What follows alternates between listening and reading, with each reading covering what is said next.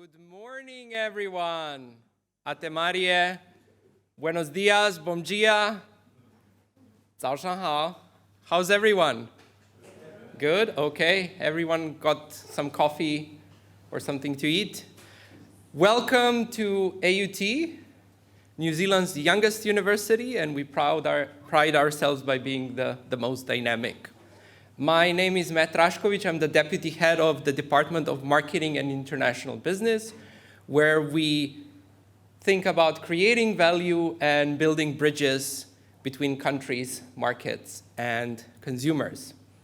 It's really an honor today to be here and to be hosting this event at such a beautiful building with this huge screen behind us, which is very fitting because we're going to be unveiling something very exciting. And there's a little bit of AUT creativity and knowledge behind it. I would like to especially acknowledge Joseph, who has been an artist in residence at AUT since 2019. I would like to acknowledge Giuliana Silveira from the Latin American New Zealand Business Council, the Honorable Simon Bridges from Auckland Chamber of Business, Philipp Grunert Collins from NZTE Latin America, and Simon Russell from the New Zealand Brazil Business Chamber, as well as many friends and distinguished guests. I would also like to thank Matthew and Craig, the Latin American Center of Asia Pacific Excellence, for again coming and visiting us here at AUT. Now, before we get started, just a couple of housekeeping rules. The toilets are on your left. I feel a little bit like a flight attendant, but anyways, the toilets are on your left, and in case of an emergency like a fire or an earthquake, the exit is over there, right? It's pretty straightforward, so just follow me in case of an emergency.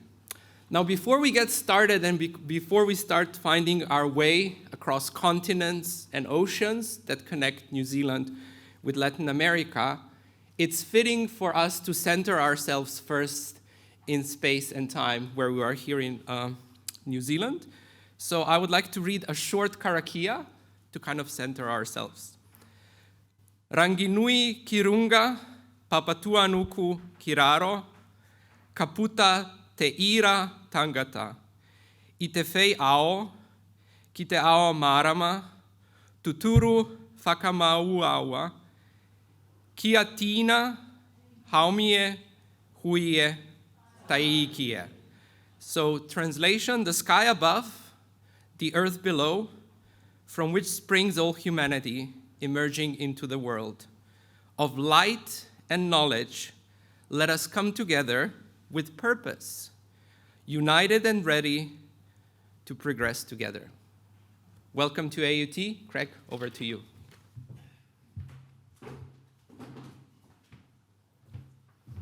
Kia ora everyone, and thank you, Matt, and it's lovely to be here at AUT. It's lovely to be here in Auckland. I'm an Aucklander and I'm an exile in Wellington, so it was great to change seasons yesterday when I flew up from Wellington. Lovely to have you all here. We've got some old friends, well not old friends, some long-established friends. We've got some graduates of our programs for professionals, our programs for businesses. But we've also got quite a few people in the room that some of us haven't met before, and it's lovely to have you here. So a particular thanks to everyone who's helped promote this event, to the Auckland Business Chamber, to NZTE, to the Latin American New Zealand Business Council, to AUT, and to the New Zealand Brazil Business Chamber, which I'll talk about soon.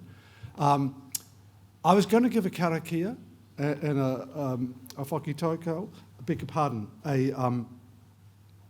a whakatoki gifted by a colleague, but I think that Matt's words have covered that off really nicely, and I don't want to mix messages. I would like to explain, though, how this is going to work this next hour and a quarter. We're going to, there'll be networking at the end afterwards, so you can talk, but don't worry about that. But what we're going to do is we're going to present the why of the tool, how this came about. We're going to introduce you to it, then we're going to have a panel discussion, and then there'll be Q&A. So hopefully that's relatively clear. What I'd like to do, though, my job as the director of the Latin America Cape is to tell you about the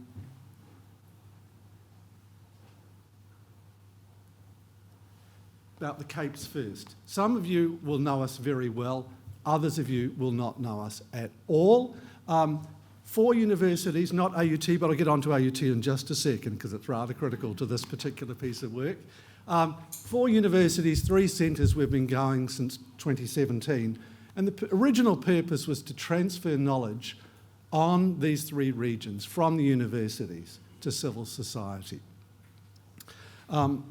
The Latin America Cape, we call it Cape, we don't wear capes, but we call it Cape because it's a lot easier than Centres of Asia Pacific Excellence. We've been going we're based at Victoria University of Wellington to Haringa Waka, but we do, as well as drawing on the power of the consortium, we also have significant input from AUT and other New Zealand universities. And today's project is probably the most significant input from AUT. We've been going, as I said, for about 6.5 years, very valued by stakeholders. I think we have, one of our things that we do is we have a unique connecting role. Some of the organisations speaking today are purely focused on business. We're focused on business too, but we're also focused on the education sector and government, civil society. So we bring audiences together, including today. We also try and cultivate deliberately a new generation of leaders. This is because people of my age, there aren't enough of us who care about Latin America in the society. So we need to create a new cohort of future champions. And that's kind of logical when you think that our base is in a university. Universities have privileged access to young people. So we try and take young people from primary school, secondary school, we've got something for everyone, all the way into their professional careers. If you want to find out more about us, there's a link at the bottom. You may or may not be able to see it, which talks about most of our programs. We effectively, like all the Capes, we offer programs and resources. Here's just an example of one of our most recent ones. For those of you who are in the creative sector, we've got a new website which is capturing all the collaborations that we know about in the creative sector. And that can mean the non-commercial activities like museums to the very commercial like gaming. So there's a range of activities there, and that's that website you can see when you wish. As some of you know, the Cape's funding is coming to an end this year. We wrap up by October. So what we're trying to do is leave as many legacies as possible between now and then for a successor organisation to pick up.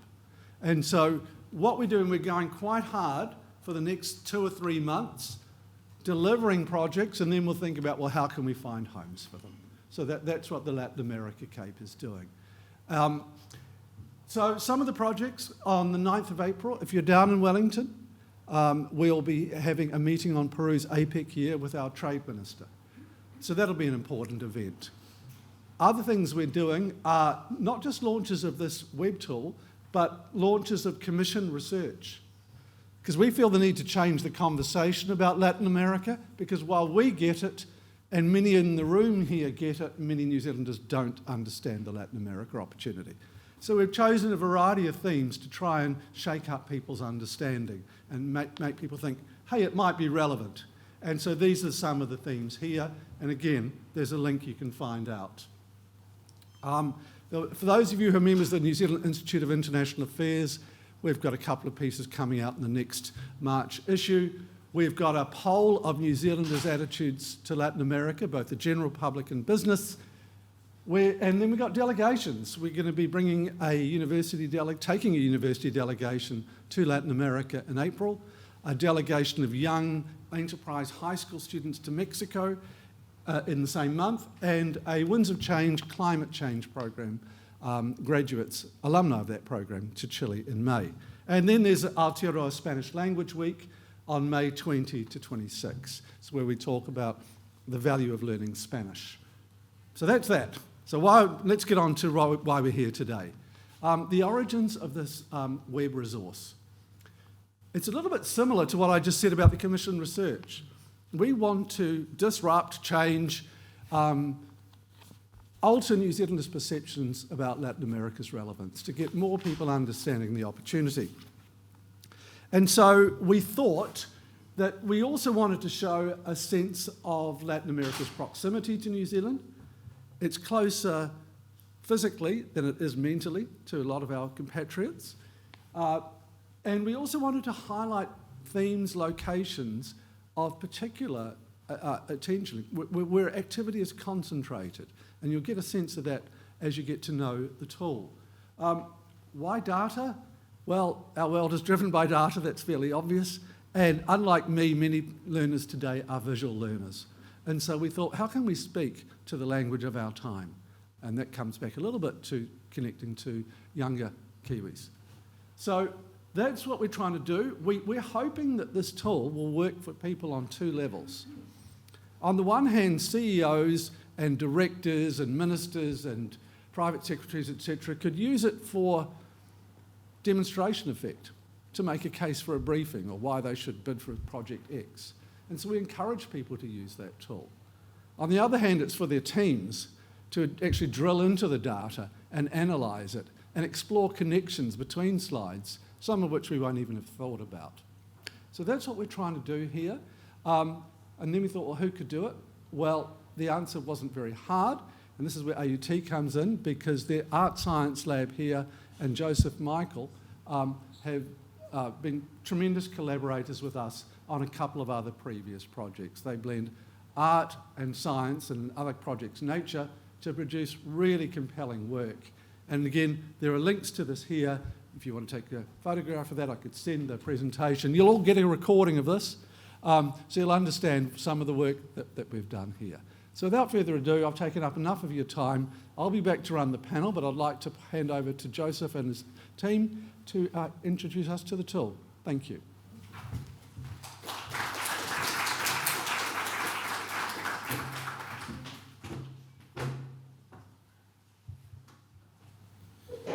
Kia ora tātou, ko Joseph toko ingoa, no te waiponomu o ko tipuna, ke te noho, o ke tamaki makauru.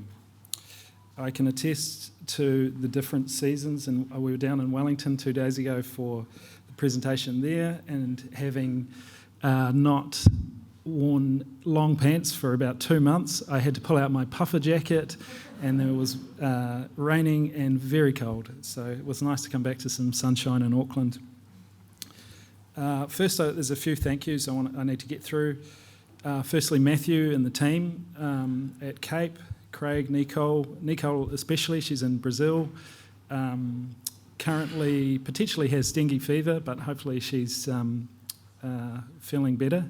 She's been an incredible supporter, and when I came back from Brazil in 2019, Nicole was the first person I met here actually. She came to one of my artist talks, and she talked about this thing called the Latin America Cape.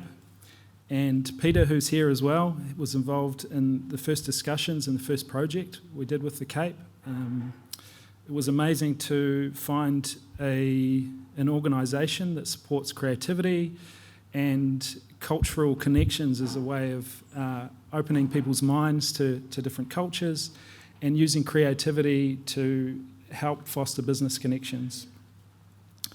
The Amazon Raised Up Sky project that we did, we were supposed to go to Brazil for about 3 months on an expedition, but of course COVID happened and we couldn't get there.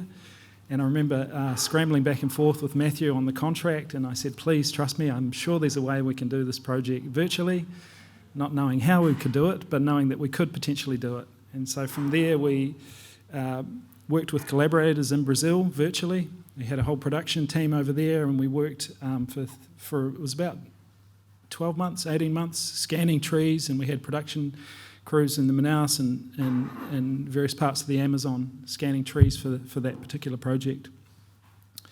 For the Wayfinding project, that was sort of a continuation of the discussions after Amazon Raised Up Sky. We did a national tour.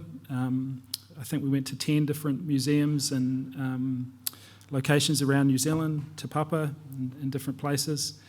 And Matthew was interested in continuing the discussion on how we talk about New Zealand and Latin America, and in particular, how can we bring those two closer together. So looking at the ocean not as a vast distance, but using the ocean that connects us as a way to bring people closer to Latin America. So the second lot of thank yous go out to the team at the AUT Art Science Lab. Pari Keha has been very supportive, and AUT have been very supportive of our work. And Tristan, who doesn't get enough credit, has been slaving away at this thing for a long time now. Tristan's, who's going to speak in a minute and show you the tool, he's been coding this website. The whole thing's made of code, and just to really get it working seamlessly is a really challenging job. Also Laura, I'm not sure if Laura made it today, but Laura worked for us for quite some time, helping with the data sets. We've had a whole team of people that, first of all, it's about finding the data, and then we have to interpret it and we have to visualize it. A lot of it is also about accessing the data. So another thank you to the stakeholders in the project. Philipp, who's here, who's going to be on the panel from New Zealand Trade and Enterprise. I think it took about 12 months of discussions and bureaucracy to be able to access the data. They've got amazing data sets there, and through negotiations, we managed to get some data that we can show you now. Obviously, there's different things with data sets because sometimes it's private and sometimes it's public. So there's amazing data there, but sometimes being able to visualise it is difficult. And lastly, just to describe what the tool is, it's just, as Matthew said, it's designed for policymakers, exporters, researchers.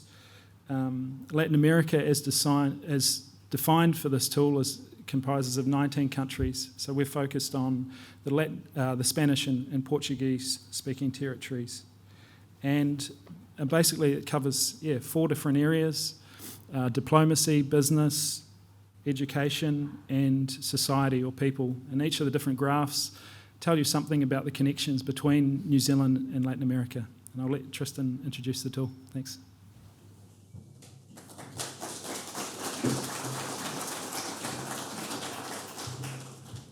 Kia ora. I just want to say first, it's been really enjoyable working with Nicole and Matthew to get it to this point, because it's been quite a journey. It's kind of evolved with a bit of a discovery process to get to here. And thanks to Joe for giving me this opportunity to kind of delve deep into the coding world. So we'll start going through it. It did start with a big aspect of this was just what data's out there, what can we get, and what can we do with it. But at the same time, we were working on what's the storytelling? How can we present that data, and what's kind of a good narrative? So we'll start with the business, because I think that's quite fitting.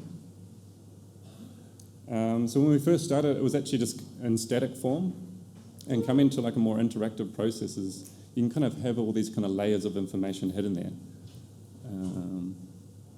So we'll go through some of the tools. An important feature was like letting people customize it. We can kind of like guide people into the data, but you also want people to kind of have their own kind of discoveries. They might only be interested in a certain number of countries or any specific countries. Just for example, we'll pick these ones. Or even the sectors. They might not need all the sectors. But people can actually walk away and kind of customize this and even like download the chart in its current form, which I think this is like an extra gift from Cape. You can come here and use it, but you can also walk away with something and put into your own presentation. It's more of the tech industry. Some charts need their own kind of unique kind of way of like presenting their data.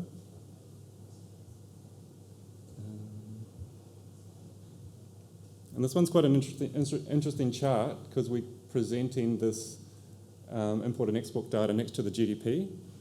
And you can already kind of see a bit of a story here where our biggest trading partner is Mexico. But over here we've got Brazil's the biggest GDP. Maybe we should work with them a little bit more. A few different forms of charts. They're generally all interactive in some form.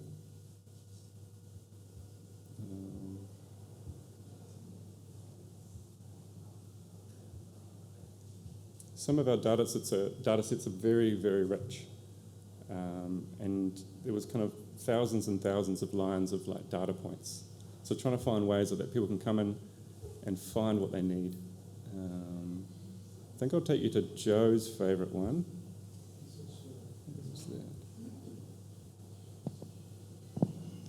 I just wanted to speak to a couple of them. This is some of the data sets we used existing data sources or source data sources. This is one that we created a custom API, which is basically a little bot that goes around the internet, and we give it instructions and it pulls information. So this basically tracked New Zealand's appearance in Latin America news sites. So any news site in Latin America, it would basically find the archive of any news article where New Zealand's mentioned, and it would pull that information into our data source, and then we create a graph, and you can see when New Zealand's been spoken about in the news. One of the highlights there. Oh, okay. Okay, sure. One of the highlights you can see there is obviously sports, and this is when New Zealand played Peru, I think, in the World Cup. And then as we go across, you can see the coronavirus news start to appear in purple there. And one of the interesting things that we found in this data was that as New Zealand appears more around, say, coronavirus and our approach to the pandemic, a lot more other news articles appear in Latin America media. So it sort of has this effect of one big news article affects other points. And there's some really interesting points in this graph. You can even see different points when Craig likes me to mention when Elton John got sick in Auckland. It sort of made a bit of a splash in South America. There's all sorts of different news articles there.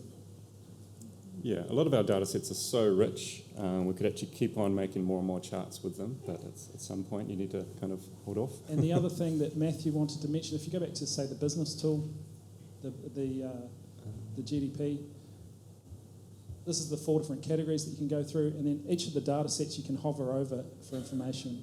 So here you can see the imports, and each of these lines hover over. And then you can also go to the Explore map. So apart from having the static graphs, you can explore the data on a map form. And say if we filtered off the student exchange. Take off the student.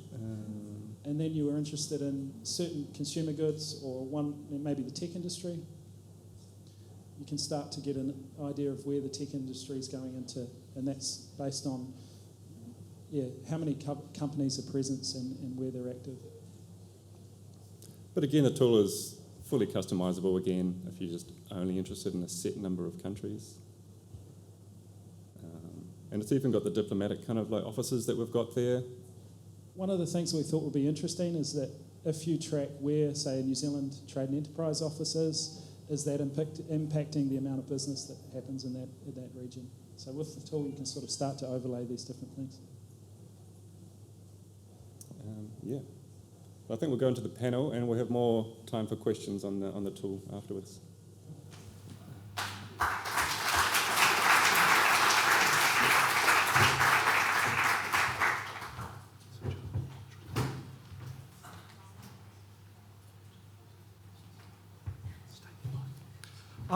Well, thank you, folks. I love there was one point there was a wow sort of fact. That was really quite nice to hear. That's the first time that's actually happened at one of our events, which is great.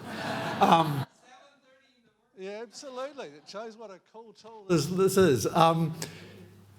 Obviously, there's a lot to take in, and you'll have to have a play with it afterwards. And I will put up a slide at the end, which you can actually see the link to the tool and take a photograph of it. And we'll, of course, be sending you out the tool later and photographs and recording, etc. But let's actually drill into it now. And so what I thought I'd do is call up our 5 panellists. I'm really grateful to have them.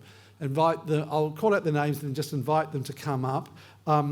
Firstly, we're really honoured to have the CEO of the Auckland Business Chamber, the Honourable Simon Bridges, to speak to this tool. So Simon, if you could please join us. Phil Grunert-Collins, Market Manager of Latin America for NZ Trade and Enterprise. Alex Dickson, Head of Research for Technology Investment Network. Alex, Great to have you. Giuliana Silveira, the CEO of the Latin American New Zealand Business Council. And Simon Russell, an advisor to the New Zealand Brazil Business Chamber. So we're all good here. And later, Tristan, I'll sit over there in a minute or two. In fact, I'll go and sit over there now. So Tristan can hover if the panellists want to refer to a slide. Because if I try and do it, we'll be here until 10 o'clock in the morning. So, excuse me 1 second. Do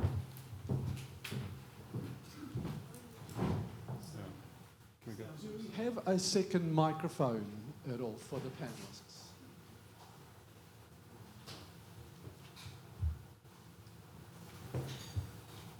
While that's being set up, thank you all for being part of this here.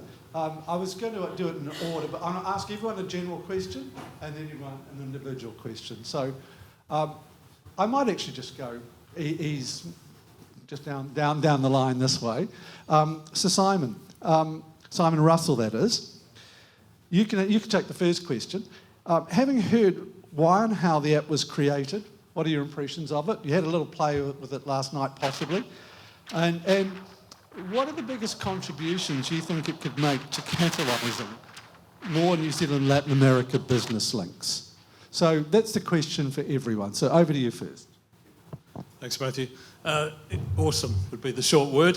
What I saw last night, having briefly met Matthew and this morning as well, and hats off to Joe and the team, is the data visualization. So I'm from the aviation airline industry. There's data available to reassure everybody. A lot of it's millions and millions of rows of data. So every week there's multiple millions of rows of airline schedule changes. And that's consolidated often in other tools. But Sankey diagrams and network diagrams, bubble charts, etc., just absolute music to my ears, more than music. Well done. It's how to look at hundreds of thousands and millions of rows of data and play with it and visualize it. And from a business and trade, and we talked about education briefly last night, there are patterns there that unless you look at it and play with it, you'd never ever see it. The moment you start look through row 157,000, you're completely lost. But when you can see it concisely, and this tool is fantastic, patterns there, and I won't talk too much now, which is a danger for me, but just wonderful job. And I think it's got so much power for the business community, education, immigration, a whole lot of other aspects, tourism particularly. Where are the patterns? Who are the markets we don't reach? Why don't we reach them? The comment there about Mexico's huge at 2 trillion, Brazil's even bigger at 3 trillion. So thank you very much. Thanks, Matthew.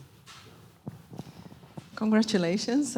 It's just so fantastic to be here and see the final product. The Latin American Council has been involved as a stakeholder as well since the very beginning. So we have provided, we were lucky to be able to provide feedback along the way. So today is a great day to see the final result. And as Matthew mentioned, and so did Joseph, Latin American countries are a very important trading partners to New Zealand.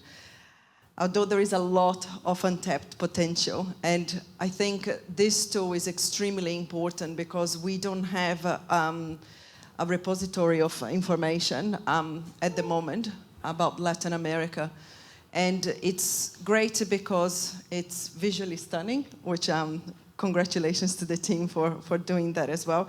But also it raises awareness of the potential that Latin American can provide, and how, especially in the business community, how it is worthwhile looking into it in terms of market diversification. And also I think at the moment there are a lot of people that they get their news from different sources that sometimes is, let's say, not very accurate. So it's really important to have factual, accurate information like this, to break down stereotypes about Latin America, and also demystify some myths about Latin America. So it's great to see all the different categories. I mean, my point of view comes from trade and commerce, being from the New Zealand Latin America Business Council. but it's also very interesting to see the different categories as well. And my favorite slide, I must say, is all the free trade agreements, because Latin America, it's a complex region, so it's great to see a summarized version there so that you don't have to remember who is in where, and so this is fantastic. Thank you. Hey, well, yeah, like the others, I just say congratulations, Matthew. I mean, and your colleagues on the app, the Wayfinding app, but also on this event. And I think the fact there's whatever it is, 70, 80 people here on Latin America shows the relationship and the interest is growing, and it requires someone of your your interest in it. Dare I say it? I hate the word, but passion. That's really fantastic. I think in terms of your question, what this does is it adds a lot of knowledge. I was just thinking, someone like me who in politics, and now I still, I have to have cheat sheets to pretend I know about things, because one day it's Latin America, and as Mio said, sometimes it's Japan and various other. So this is an amazing cheat sheet, actually, and the knowledge you get is fantastic. I have to say, when I looked around, because Matthew sent us as panellists the app early, and I spent quite a bit of time on it. I was looking around. Honestly, I didn't even get to the filter button, so I've just realised there's like 60% more knowledge there that I didn't have, and I needed someone 20 years younger than me to show me how to use. So I'll have to go back. But a lot of knowledge. I think from that knowledge comes a wetting of the whistle, really. It creates enthusiasm. People, as we've said, can delve much deeper and get much richer content in a bunch of areas. And we've all got our favourite slides. I think the trade agreement one is very interesting. I say that's a great cheat sheet. But what's also true is you can see delegations that have gone. You see where they've gone, where the gaps are. You can really have a good think about that. And across the business interests, it's already been said, by Simon, get a sense of, look, actually, this is where a lot's going, but when you think about it, maybe there's a gap here. Maybe there's rationale to double down in tech into Brazil or whatever it is. So I think that wetting the whistle is and it's only really by getting the knowledge, because knowledge by itself is not enough. Getting some enthusiasm that you get to really the catalysation part that Matthew's asked about, which I think is the opportunity that is there. And I think we're very much at that opportunity stage potentially. It's great to hear that, in the cultural realm, you've got like 3 delegations going. And what is it, April, May? And I think there is room as the world opens up for us to do a bit more of that in a business context as well. So congratulations, it's great. New Zealand Trade and Enterprise was involved from the very beginning, and I'm just blown away because I kind of saw the prototypes and the sheer amount of data that went into this, and I think it's a real art to being able to synthesize this in such an appealing way, in a clear way. So congratulations, really, really impressive. And I think especially from our perspective, thinking of exporters, time poor, you want to just make a decision quickly and an informed decision and a reliable source. As Giuliana said, this is a great tool to just go in there, have a quick look, and extract the information you need. And I think as well, that at least happened to me. I immediately went to the business section, but it actually really invites you to browse and really start exploring other areas. And that's when I think the beauty really lays in this tool, where you can really then see all those connections. And I think that's a really important one, because Latin America is probably one of the not so well or top of mind regions for the export community. So I think being able to see, hey, actually, there's a lot of business happening there, the delegations, there's a lot of research, there's a whole government network there to support us. That is really kind of can make a big difference. So yeah, congratulations, really impressed. Hello. Hi, Alex from Technology Investment Network. We provided tech export data to the platform, some challenges around it. We work in a world where the economies are increasingly digital, but the ways we rely on measuring them are analog. So if you want data about agri-tech or health tech or fintech, it's very hard to find. So TIN overcomes that issue by surveying the companies directly, and we have various means of doing that, and there's a lot of anonymisation, aggregation of data. So we did our best to provide what we could, and we do have data updates, and we're sort of brainstorming about how we can provide a better picture. What I would say about the dashboard itself is, who drove here? Anyone drive here today? A few people. Ubers. So, did you look at your dashboard? So dashboards provide a sense of control and confidence. So you can see how much resources you need in terms of fuel, if you're in the wrong gear, what's your headroom for acceleration. And the tech space is a real confidence space, so entrepreneurs, it's a lot of it's based on how a CEO or a director thinks and their passion, and it can be quite chaotic. So tools like this provide a sense of control and a sense of confidence, and I think it's really useful, and I've been taking notes myself. Brilliant. Well, thank you, everyone. Love some of the comments made there. A cheat sheet, yes, this is deliberately designed to be a cheat sheet because leaders are time poor. And also the sense that, don't just get stuck on one particular slide, because if, let's say you like business, and you're involved in Sao Paulo, well, have a look and see the education things going on there too, et cetera, et cetera. So this comes back to the connecting role that we do, that we're lucky that we were funded to bring audiences together. And so hopefully the idea is to create, poles of attraction, if you like. All the panellists got the questions in advance, and some of them have beautifully actually prefigured them. So I'll keep semi-scripted from here, but we don't have to stick entirely to the script. So on that note, is there anything that one of the panellists want to say about what one of the other panellists said before I ask you individual questions? These guys are wrong. Okay. Well, let's start with the data. The question which came up then. I'll start with Phil and Alex because they contributed data to specific slides. So can I ask each of you to talk about the challenges of providing that data, the data confidentiality, for example, client confidentiality, and how you're able to solve that problem? Because frankly, the tool wouldn't have been as rich as it was without that business data. So if you could, both of you just comment on that general question. Can I go first? Well, first thing to say, I was really jealous when I saw the kind of richness of data you were able to provide, because you went out to companies and actually you had like this interview process. So it was really great to see the richness of the TIN data. I think from an NZT perspective, again, trust is kind of this is kind of the key element of our relationship with exporters, because the more open the conversation is, the more value we can add. So therefore, we don't want to break that trust in any way.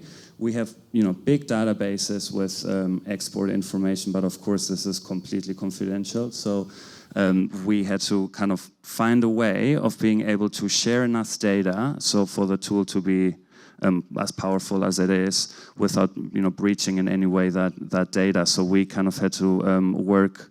It was a lot of back and forth. Legal team got involved, and that was interesting. It took quite a while, but I think we kind of found this like a really good compromise. Of really, it's still, I think the data is rich enough to tell a story and to kind of say, okay, so I'm an agribusiness business looking at Chile. Well, actually, there's a lot of manufacturing going to Chile. There's a free trade agreement. There's an embassy there. So it is already kind of, it guides you on that journey. So again, I think compromises had to be made, but I'm ultimately confident that it's still a really helpful set of data. We don't have a huge legal team at TIN, so it was basically me having a couple of conversations with our commercial manager. What I would say is, like NZT, we have privacy agreements in place, and a lot of the data that's shared with us is commercially sensitive, and so we had to put things in bands and sort of securitize it. A lot was left on the cutting room floor, which I'm very interested to get on the platform, seeing some of the other slides. I think it works well with, for example, the embassy slide and actual placements. So we have a good understanding and optics over where New Zealand's top 200 exporters have their sales teams placed, for example, and I think that would be a really useful addition. And in terms of employees on the ground. So, yeah, I'll reiterate that the tech slide is not exhaustive, but if you want to know more stuff, maybe pull me aside and we can have a chat about that.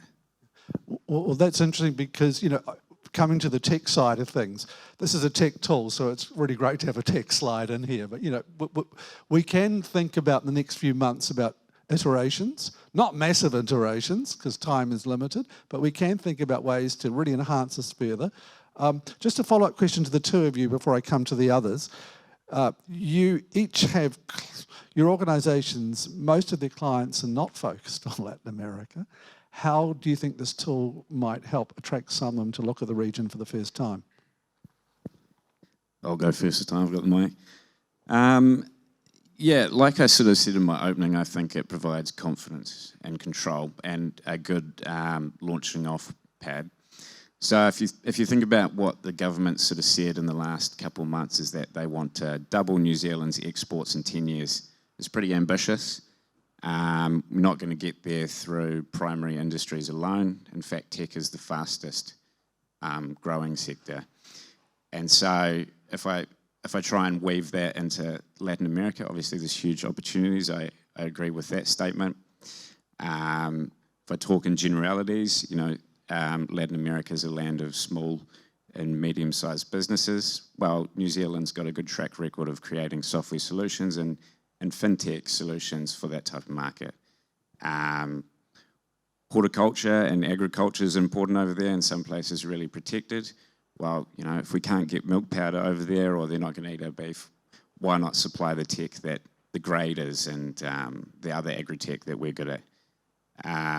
Likewise, there's a lot of pressure on healthcare systems over there. New Zealand's got an established health tech ecosystem here. So there's plenty of opportunities. The reality is on the ground, that's more for the NZTEs. But yeah. I agree 100% with what you just said. I think that's where the clear opportunities are, and I think it's a lot of, and it is storytelling and actually matching those opportunities, because as you said, health tech, fintech, agri-tech, those are really key verticals, and New Zealand has a lot of to offer for Latin American businesses, so there's a real opportunity there for partnership. I think Latin America is just vast. It's like a thing like 20 million square kilometers. That's larger than the US and China combined. And that's, if you don't have any networks, and it's kind of where do I start this journey? So I think this is actually a great starting point. You just have a look. It's like, oh, hold on. They actually, I think I did the math. 1,500 companies are in the data set. There's actually a lot happening. And it's just a conversation starter. All right, there's an embassy in Sao Paulo. Okay, I just reach out to them. Let's see if they can help me and take it from there. So I think that's where the beauty lays. Thank you both. This is, of course, in case you haven't worked out, this panel is very much focused on business. If you're interested in talking about or learning about how people responded to the other parts of the app, just wait for the recording of the Wellington event. But Simon, Simon Bridges, you're the. That's a nice way of saying Wellington doesn't make any money. It just spends it. We're not. So we'll delete that bit. Spends all our money. We'll delete that bit from the recording. Simon, but over to you. How do you think the Auckland business community could be use this tool to be made aware of the potential of the Latin American market? Well, I think in the end that's the point, isn't it? It's I've already said, it creates knowledge, it wets the whistle, in the end, all that can be summed up, it creates awareness. We need to create awareness. I think the reality of everything about Latin America in the New Zealand business community, the knowledge, let alone the interest, be highly variable. And I think you've touched on it, Matthew, in your opening remarks. So some of that will be generational, if we're honest. Not a hard divide, but I think if we're brutally honest, a segment of New Zealand will have a traditional old-fashioned view of what Latin America is and represents, which obviously changed very significantly, and so younger generations will have a different view. I think, we're also seeing a much greater diaspora of Latin Americans in New Zealand. I used to be MP for Tauranga, and is not remotely in my thought processes at the start of my time as a Member of Parliament. By the end, Mount Maunganui had a very significant Brazilian community, and I was going to say every second, that's slightly exaggerating, but let's say every fourth restaurant or cafe at bar at the Mount was a steakhouse or a barbecue or something, and so that's the changing face of New Zealand, and so we do need to up knowledge.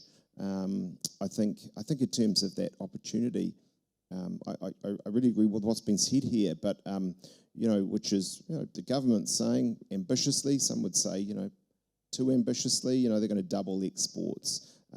That's not just going to be in traditional areas, it's going to be in these new ones. I think what's also true today is if you just look at the proposition for Latin America, many businesses, particularly the bigger ones, but look, many businesses would say we have to diversify at a level. There's geopolitics, very complicated, and obviously I'm talking about China. I'm not being negative at all about China. I think it still represents the most significant opportunity for New Zealand business. But we do need to diversify, and Latin America is absolutely a starter for that. I don't think, Matthew, while I'm on a real roll, I don't think we should assume it's going to be easy.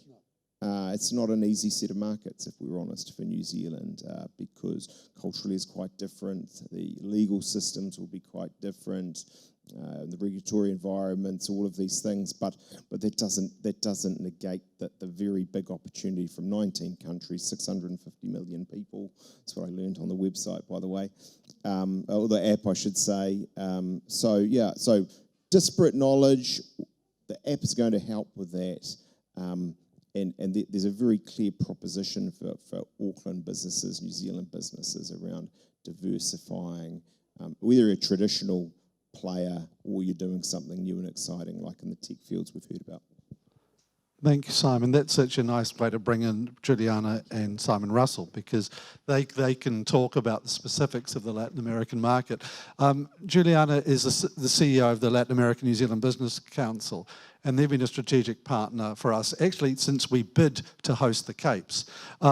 So thank you for that support. I want to acknowledge that publicly. So you've been going, the Business Council's been going for, 25 years? Roughly. How do you think the council's leadership team and its members, so two different audiences there, could use this innovation? And how might it actually dovetail with your own work?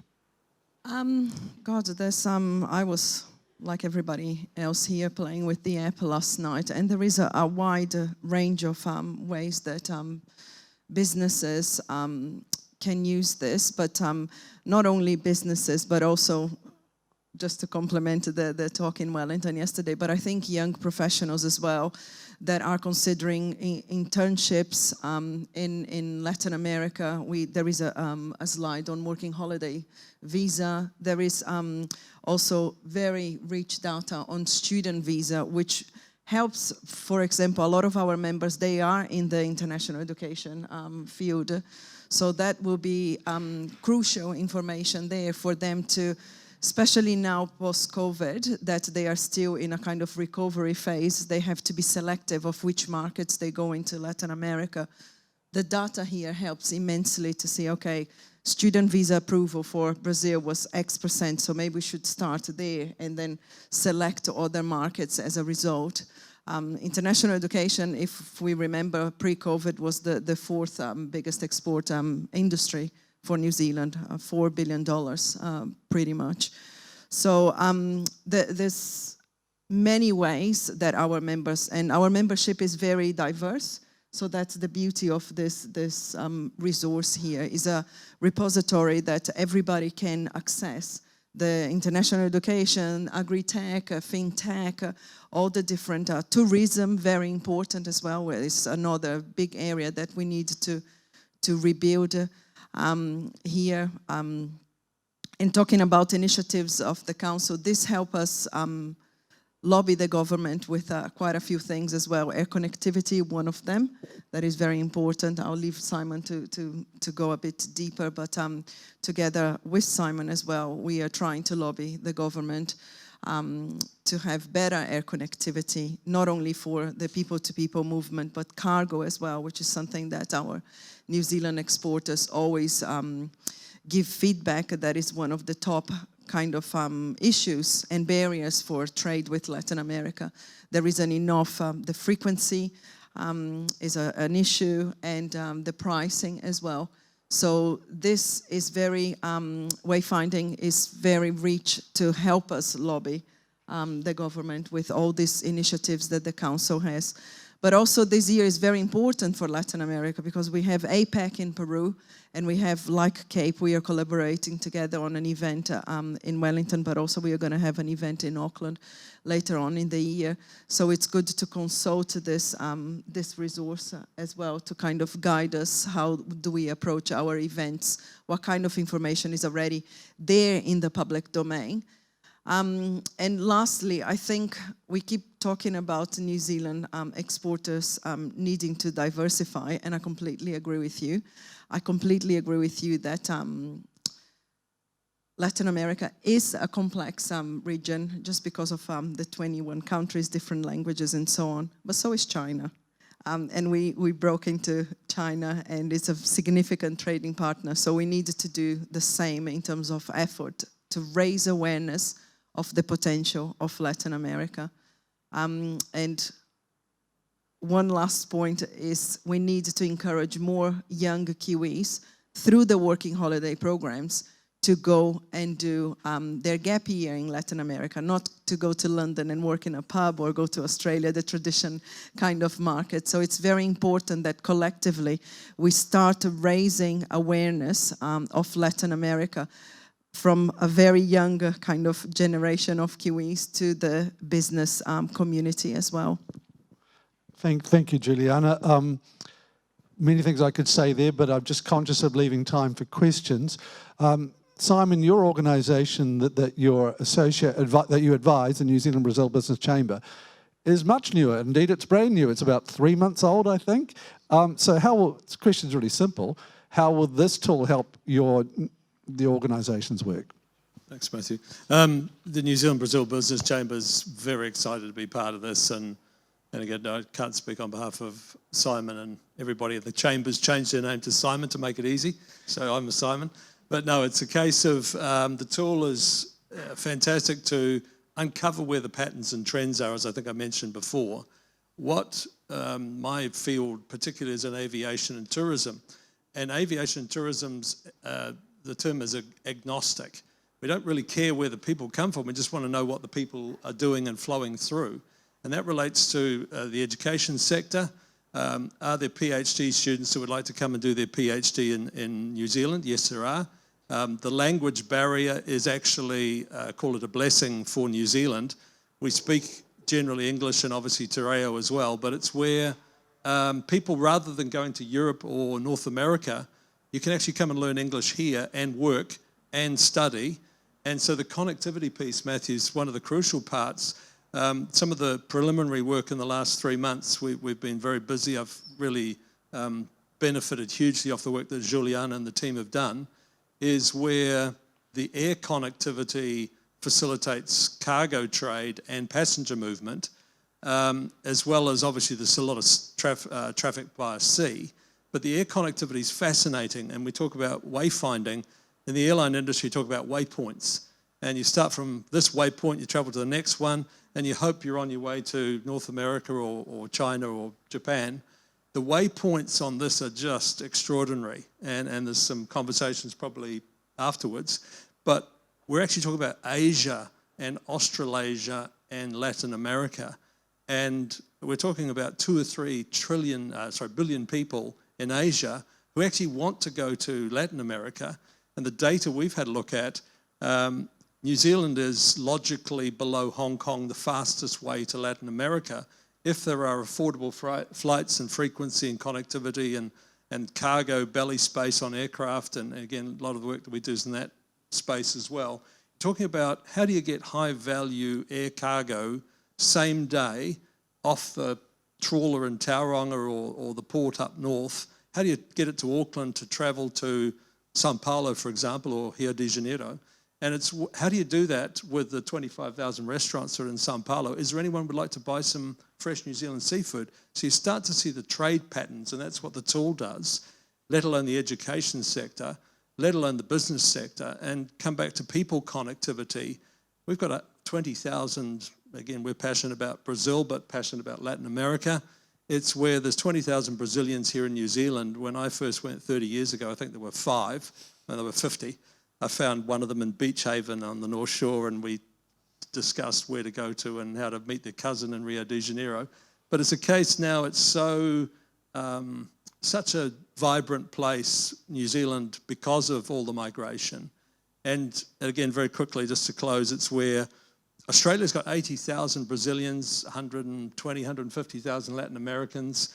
From an airline perspective, and this is what we're just sort of trying to work on now, you've got 100,000 resident population or citizens now, but certainly permanent residents, certainly after COVID here when we allowed people to stay. That's 2,000 people a week if they go once a year just to visit mum and dad or grandma or whoever, let alone from the Brazilian or the Latin American side, people coming over, let alone the fresh Brazilian beef being exported to China by air. And so you look at the overpass routes, and so we talked about waypoints, the transit points. New Zealand's got an incredible opportunity with transit visitors and traffic and cargo, and that's the opportunity that we want to sort of explore from the New Zealand-Brazilian chamber, is where, hey, look, we're in the right part in the world. Who thought Singapore would be one of the top trading ports and airline hubs of the world 50 years ago? Well, someone did. And that's where I think the wayfinding tool helps us figure out, are we a transit point for some from China to Latin America or Japan? One of the biggest Japanese populations outside of Japan is in Brazil. And there's 1,000 people a day, every day, flying through to Latin America. And could we just get a few hundred of those a day to stop here and spend some money and stay in a hotel and come to one of these events? And you start to talk about the $50 or $100 million of stopover traffic for Auckland. Thank you, Simon. I didn't really want to stop you there for that because I fully buy into what you're saying. But just one point about the Australasian side of things. That's why we're doing one of our studies this year is on trans-Tasman connections to Latin America. So I'll be in Brisbane next week to meet the new CEO of the counterpart organisation to Giuliana's Business Council. Time for questions. Joe, if you could come up to the stage too, so you could just be ready to do them. You've been, I think, a really appreciative audience, so thank you. And it's, you can see that people are engaged. Anyone have any questions of any of the website designers?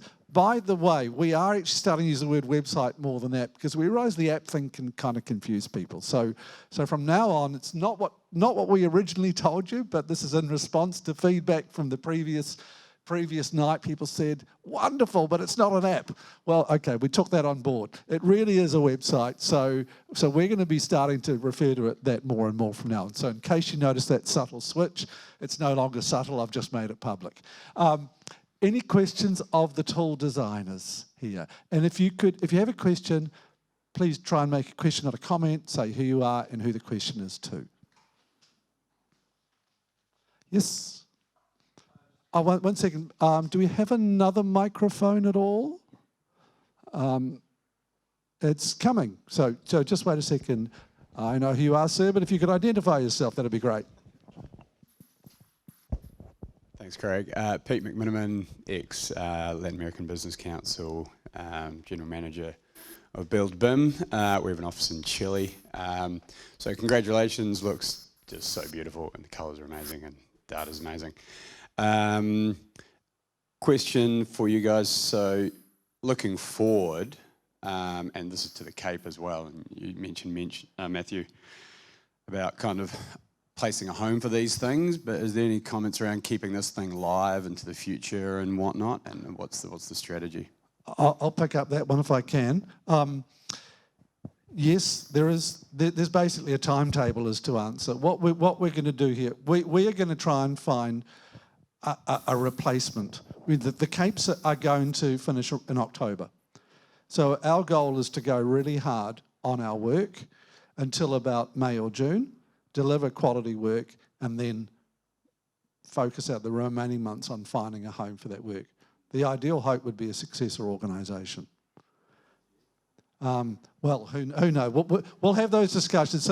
So we're in the ultimate proof of concept stage, and then we'll try and develop that into a formal case. The worst thing that could happen here, it may happen, is that we can't find a home for this. In which case, this becomes a snapshot of a moment in time. Where things were to a certain point. Far less value, but still some value. I think even if we were to stop now, I think this would be a really rich tool. But we obviously want to keep it going. So a few things have to fall into place first. So that will be a real focus for the middle of the year, I would think. Unless anyone wants to write us a check for $3 million right now. Think of a way to monetize it somehow. But just a takeaway from it. One of New Zealand's closest, most similar countries in Latin America is Uruguay. And right away I noticed how little we actually do with Uruguay. I mean, it's a very small population, but it's not much smaller than us. Per capita income's quite high, but they're very similar. They'd have people over there that we could collaborate with very easily, and it's a good gateway. We do a lot with Chile. Notice we don't do too much with Uruguay, so anyway, that's a personal takeaway from this, just looking at what you've shown. You are very right there. We actually ran a Focus on Uruguay webinar last Wednesday. People are asking me for the recording. It's coming.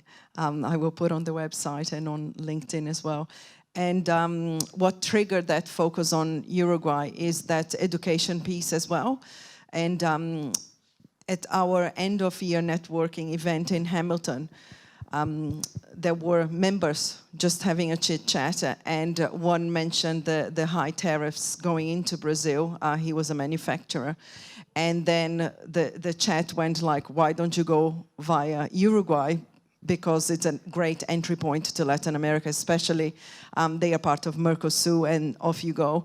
So yes, you are absolutely right, and we did this piece last week to raise awareness of how similar the countries are. We had the equivalent of NZT called Uruguay 21, as well, to explain the advantages and the support that is there for New Zealand exporters. So right on point, Peter. Thanks.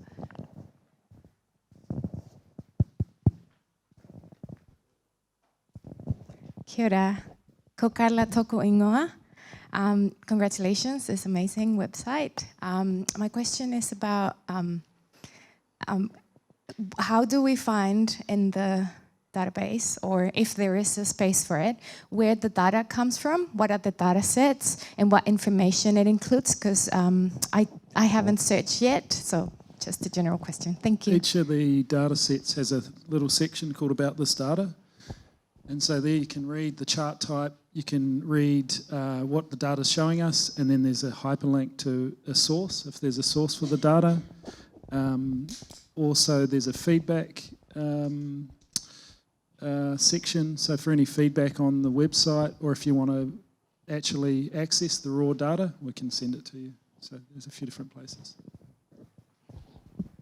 There's a whole, each slide has its own data underpinning it. Like, there's not one macro data set.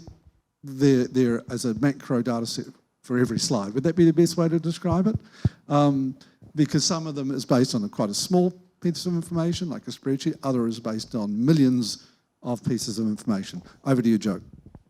I'd just like to add, if you go to the Cape data, for example, that was one that was created with the Cape, and I'm sure the team at the Cape realised how difficult this was, because they had to. The other thing this is what Matt was talking about the other day. Each of these points in the data is a person or an activity, and so with the Cape, we mined through all the events, and you can see here how many different events in different areas they've held over the past 6 years. And this starts to actually show the breadth and width of what they've achieved. This is one point in all of these different connectivities that the Cape's done.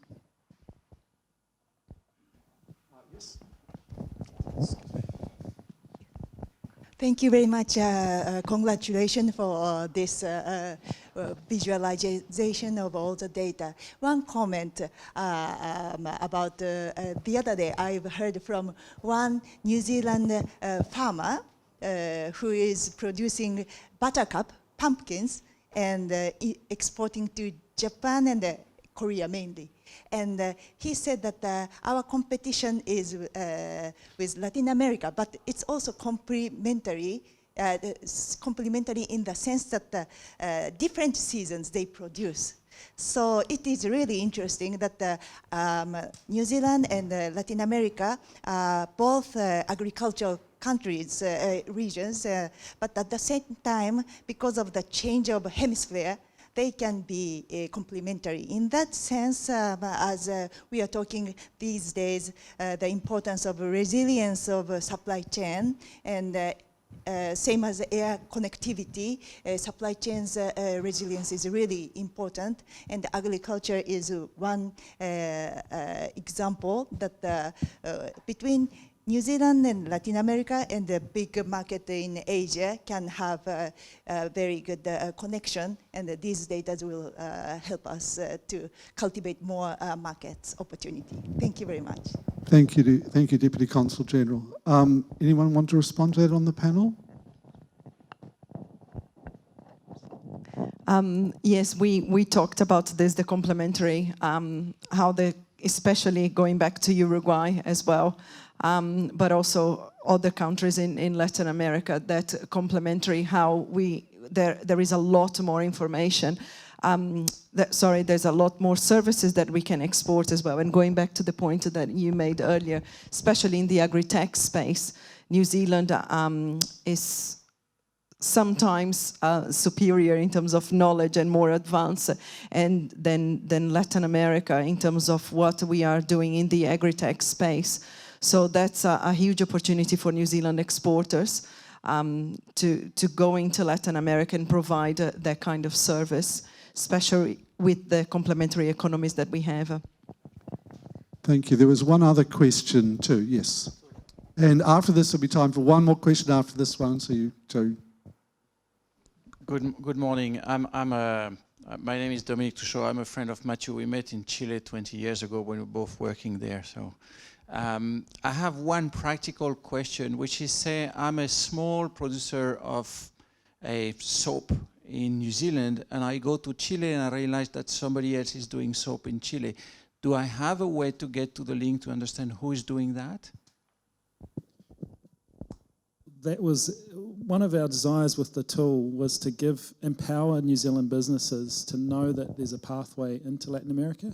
So because of what we're able to access in the data, there's a lot of information obviously that NZTE holds, but because of the privacy, we can only sort of give top-level data on the area that they're working in, for example. But then obviously handing over to NZTE, I've experienced this when I was in Chile last year, the extent of the knowledge and support that you have there. It only takes one conversation to say, hey, there's 3 businesses working in Chile. These guys have been here for the last 10 years. Here's how we can introduce you. But maybe Philipp wants to add to that. This is probably one of the most asked questions that we get, and it's actually deeply, I would love to provide that data and say, yes, we've got company XYZ based in that market. Why don't you? And actually, then when you talk to those companies, they're actually willing most of the time to have a chat, and that's what I really like of the business community. It's quite open in many sectors, but we are not able to provide that information on their behalf. So to your point, Joe, probably the best thing is reach out to us. We ask them if they would be happy for us to share their contact details, and then we will get back to you. It's not the direct way, but this is just to ensure that we don't reveal any competitive information. Thank you. I believe Phil is staying around afterwards for networking. Question over here. Was that for you, Brian? Yeah, several questions. Well, there's about 3 up here, but we'll put a couple more in, but over to you, Brian. Look, tēnā koutou katoa, Dean Green, tuku I was one of the founders of the Southern Link with Matthew back in 2019, and it was about the facilitation of trade flows, tourism and education, particularly from Asia through New Zealand as a conduit into South America. Now this is a wonderful app. It's visualising finally what we can see of the opportunity. But one of the key things that sort of comes to me is the fact that Brazil is a missing link. Now, one of the trade flows that we're really missing, because Brazil doesn't have an airline, is between Auckland to Sao Paulo in particular, and utilising that as a trade flow hub. Now here, there needs to be an investment in my mind, and that has to be something that has to happen from a governmental level, particularly with utilising Australia as well as part of that link. So my question after all that is there anything happening in that area? Thank you, Dean. Ngā mihi nui. Giuliana's led the way. I've sort of jumped in with the New Zealand-Brazil Business Chamber. We've actively spoken to, I think, 4 airports already. Airports are the matchmaker, as it were, for airlines. And so what we want to do now is take it down to the level of what they call route economics for the airlines and seasonality of produce and seasonality of visitors. What does it mean for the load factor on aircraft? Then it becomes feasible. We want to talk to, obviously, the national airline here, but there are about 5 or 6 others that would be in the queue of, we would love to do it. And the volumes are such that 3 times a week's an easy starter. And again, without sort of overplaying it, daily becomes pretty obvious. And when you look at the flows, we're talking about the seasonality comment about produce was really good. Seasonality of people. So we've got Europeans that would come through Latin America on their way to Australasia, to pick up Matthew's point.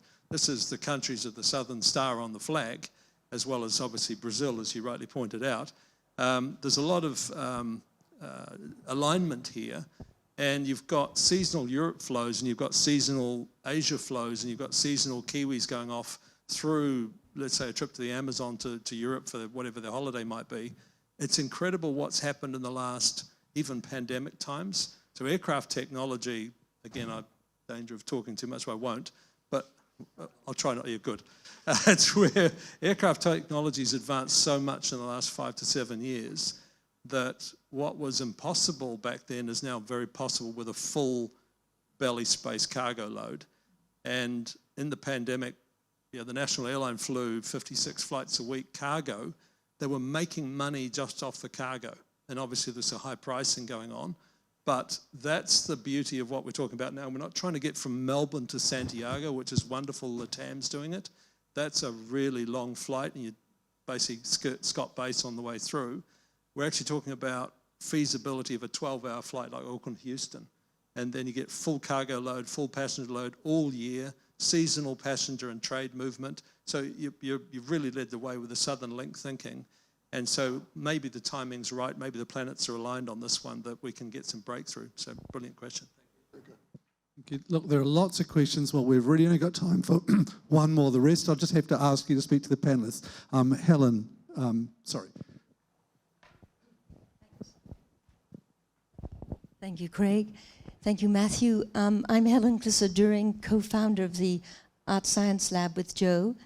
And it's super exciting to be here at the launch of the Wayfinding website. So my question is, would there be any interest in evolving it into an app? And would there be anyone in the room or connected to the room that would continue the funding of this project? And I might be rhetorical, but it's a serious question because it's an amazing blueprint, not just for Latin America, but for all trade globally. And it shouldn't be just a piece of legacy. It should remain alive. And I think as you're all here at some ungodly time at 7 a.m., you're vital and passionate about really tech and our future. Well, you've just stole the second part of what you just said, Helen, just stole my final pitch. But I won't ask anyone to declare publicly. The first part, Joe, do you want to respond to that? Is it possible to make it an app? Or Tristan, do you want to talk about that? Anything's possible, Matthew. You just need resource, yeah.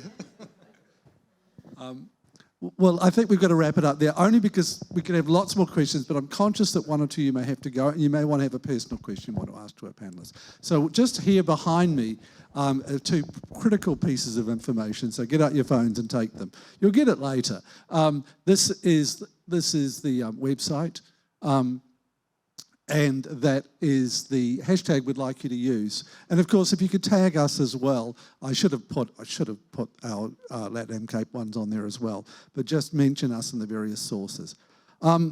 Thank you all for coming, but particularly thank you for the panelists for some fantastic comments, really appreciated that, and to the designers. Really sincerely well done. I think, I love that wow moment when people showed the map and all how full it was. It's not empty, it's full.